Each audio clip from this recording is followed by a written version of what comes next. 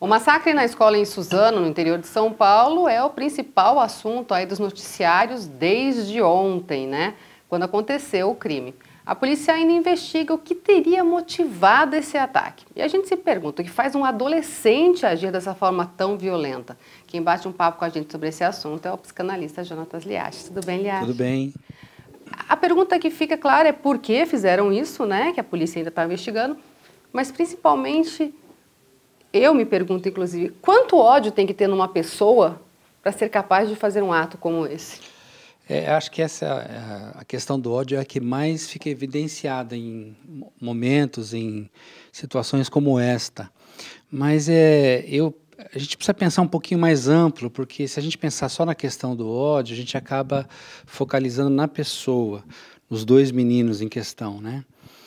De qualquer forma, foi muito chocante, é uma coisa que eu acho que a gente precisa aprender a se chocar com as coisas. Uhum. Sabe por quê, Elaine? Porque a gente vai assistindo o jornal, entra uma notícia ruim, entra outra, a gente vai se acostumando. Chega a Aí a gente fala banalizar, assim, né? isso aí, mais um, é menos um, 5 mortos, 10 mortos e assim por diante. A gente precisa se chocar. Enquanto a gente estiver se chocando com isso, a gente tem alguma coisa a fazer. E aí, tirar o ódio do foco não é a questão, não é isso que eu estou dizendo, você tem razão. O que movimenta isso? O que está por trás? Qual o mecanismo que faz isso acontecer? Eu diria que é uma situação advinda de 3 situações ou de 3 focos distintos. Primeiro, uma questão geracional. Tem a ver com a família, a educação, o lar, os princípios, valores, as virtudes que a gente aprende no lar. Segundo, uma questão sociocultural, aí sim tem a ambiência, né? O ambiente que os meninos estão inseridos, os dois em questão, as influências e as distâncias, né? Distâncias de pai e aproximação de outros valores e assim por diante.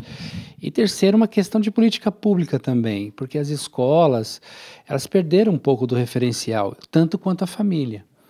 Eu digo que a família, ela faz uma formação educacional e a escola faz uma educação formal. Então, assim, de fato, é a família que traz a educação, não é a escola. E acho que esse deslocamento que aconteceu durante a história da humanidade, de um migrar para o outro, essa responsabilidade também tem a ver com isso. São questões mais delicadas, mas mais abrangentes. Além de tudo o que aconteceu, um outro fato que choca muito é que nas redes sociais tem adolescente comentando o crime como se fosse algo legal, dizendo que fariam algo parecido caso sofressem bullying. Isso assusta muito porque a gente pensa assim, não foi só um transtorno ou um problema daqueles dois rapazes, mas tem mais gente pensando assim. Pois é uma questão sociocultural, como eu falei, naquela segunda opção dos 3 elementos. Por quê? A sociedade ela está modificada e essa modificação foi muito rápida. Então, por exemplo, depois do fato ocorrido ontem, 1 hora depois eu recebi um vídeo no meu WhatsApp de alguém que me conhece, olha só que absurdo, doutor, tal, não sei o quê. E aí, cenas reais, sem aquele embaçamento da televisão, dos canais que passaram, mostrando assim a barbaridade. Então você fica assim, meio assim, escuta, o que move uma pessoa chocada, ligar o celular e filmar aquilo? Entende? Como foi o caso do acidente lá do Boechat e o pessoal filmando enquanto aquela mulher estava lá tentando abrir a porta do caminhoneiro sozinha, né? Então, se a gente pensar um pouquinho do ponto de vista sociocultural, a gente está vivendo um ambiente em que as mudanças foram muito rápidas e nós não assimilamos essas mudanças. Então, a gente vai se acostumando, trazendo o normal para o comum e o comum passa a ser normal. Então, não é normal o que aconteceu, mas é muito comum. E sendo comum, a gente aceita como tal. A gente precisa rever essa nossa maneira de relacionamento na sociedade, de observar as preocupações que estão movimentando as ansiedades dos jovens, adolescentes e assim por diante. Algumas pessoas deram entrevista dizendo que nunca imaginavam que um rapaz como ele fosse fazer o que fez.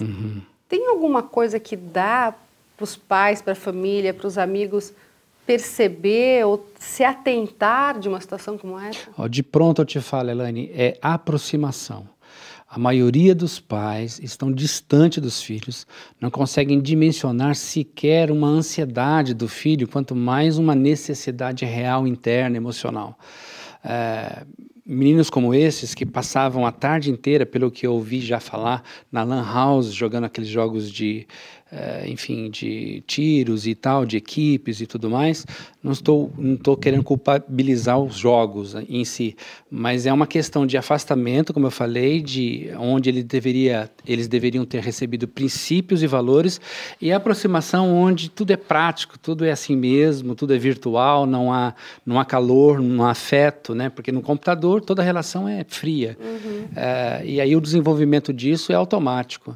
Então, esse coração meio frio que a sociedade está vivendo tem muito, mas muito mesmo a ver, e é um dos princípios que eu faço questão de firmar em relação aos valores da família. E eu não estou falando da família do sentido, enfim, muito plástico, muito bonito, porque não existe família perfeita, não existem pessoas perfeitas. Mas os meninos, descartada a possibilidade deles terem usado algum tipo de droga, o que é possível, porque para fazer o que fizeram, do jeito que fizeram, com as cenas que nós vimos, só alguém que esteja passando por um surto ou por alguma alucinação. Se não tiver isso, descartada essa possibilidade, aí a gente tem que pensar na perversão, na psicopatia. São psicopatas que insensivelmente fizeram e programaram tudo que fizeram. Na sua opinião, pais mais atentos, pais mais cuidadosos, mais com um olhar muito preocupados com os filhos, pode ajudar a evitar situações assim? Sim, mas só com um pouco de cuidado, porque muita aproximação pode gerar superproteção. E superproteção pode ocasionar filhos muito mimados e muito carentes, que vão buscar outras coisas que não tiveram no excesso de proteção dentro de casa em outros lugares. Mas você tem toda a razão. A aproximação, estar atento, o ouvido atento, ao isolamento, às conversas. Não precisa ficar pesquisando o que o filho está falando, com quem está falando e o que está falando. Mas a aproximação, a realidade de pegar o filho, sair com ele, bater um papo. E aí, filho, como é que estão as coisas? Vamos tomar um sorvete? Vamos comer alguma coisa? Aquela coisa de estar junto, de se importar com ele. Aí você acessa o coração do seu filho e vê como é que está o negócio. Porque um pai com a experiência de vida vai acabar sensibilizado com qualquer nuance, com qualquer diferença, qualquer situação que ele perceba ali. Aí ele pode acender uma luz, ligar a antena e vou trabalhar um pouquinho mais perto. Trabalhar um pouco também com aquela coisa de que tudo tem solução. Se de repente o filho está passando por uma situação complicada, né, oferecer ajuda da família ou até de um profissional, né? Absolutamente. Na medida que as necessidades vão sendo levantadas, mesmo em situações mais assim informais, como eu acabei de citar, e na medida também em que o pai se sente limitado em não atender aquela necessidade, ele pode procurar ajuda, né? Ele pode procurar ajuda numa igreja, pode procurar ajuda com os vizinhos, com pessoas mais velhas, com familiares mais maduros, ou até mesmo, dependendo da situação, com um profissional. Eu atendo, por exemplo, na minha clínica, adolescentes, né, que estão em crises profundas, né? Eu não consigo, é uma das coisas mais estranhas para um profissional como eu, com a idade que eu estou, atender alguma criança, né, pré-adolescente de 13, 14, 15 anos, com crises profundas, né? Pensando absurdos sobre a sua própria vida. E é difícil não comparar com a minha geração, quando ela tinha essa mesma idade. Mas em determinados casos, é melhor procurar um profissional. E lembrar que isso existe, isso está aí, não precisa ter vergonha, não precisa ter medo, e que tem que realmente fazer o que for necessário, né, para que um filho possa sair de uma depressão e entre coisas piores, né? A sociedade está adoecida, mas a gente não pode jogar culpa na sociedade. Quem faz a sociedade são as famílias, e quem faz a família somos nós individualmente.